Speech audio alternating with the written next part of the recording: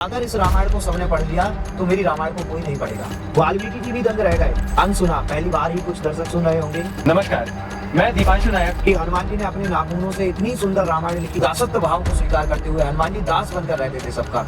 मेरा आपकी कृपा से सब काम हो रहा है, मेरा आपकी दया से।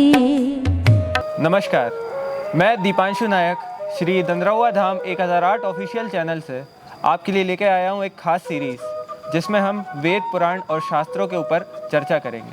आज हमारे साथ हैं श्री राघवेंद्र खेमरिया जी, जिनसे हम चर्चा करेंगे कुछ ऐसे ही अनसुलझे अनसुने किस्सों के बारे में।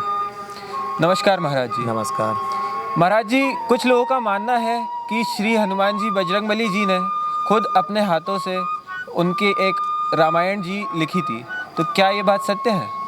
बिल्कुल दीपांशु जी, पहले तो सभी को जो दर्शक हमारे जुड़े हैं उनको जय सिया राम।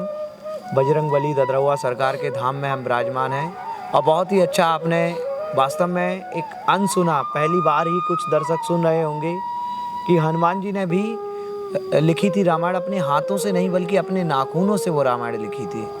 वर्णन आता है कई जगह संतों के द्वारा सुनने में आता है कि हनुमान जी ने अपने नाखूनों से इतनी सुंदर रामायण लिखी, इतनी सुंदर रामायण लिखी कि उस रामायण को सुनकर वाल्मीकि जी भी दंग रह गए। वैसे तो वाल्मीकि जी को सभी को पता है कि वाल्मीकि जी ने रामायण लिखी है, लेकिन ये भी एक रहस्य है कि हनुमान जी ने अपने नाखूनों से रामायण लिखी थी।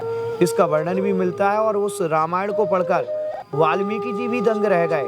और उसके बाद दीपांशु जी, वाल्मीकि जी ने सोचा कि अगर इस रामायण को सबने पढ़ लिया तो मेरी रामायण को कोई नहीं पढ़ेगा। इस भाव को लेकर के जब हनुमान जी को बताया तो हनुमान जी ने दासत्व भाव को स्वीकार करते हुए, हनुमान जी दास बनकर रहते थे सबका, सबके दास का भाव रखते हुए हनुमान जी ने कहा कि अगर वाल्मीकि जी ने रामायण लिखी है उसको कोई मेरी रामायण के चक्कर में नहीं पड़ेगा।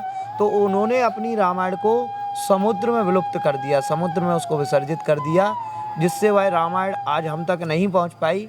लेकिन उल्लेख मिलता है कि हनुमत रामायण नाखूनों से लिखकर बहुत सुंदर लिखी थी वो रामायण। धन्यवाद महाराज जी। तो ऐसे ही अनसुने रहस्यों को सुनने के लिए आप सब्सक्राइब कर सकते हैं हमारा चैनल श्री दंद्रौवा धाम 1008। धन्यवाद।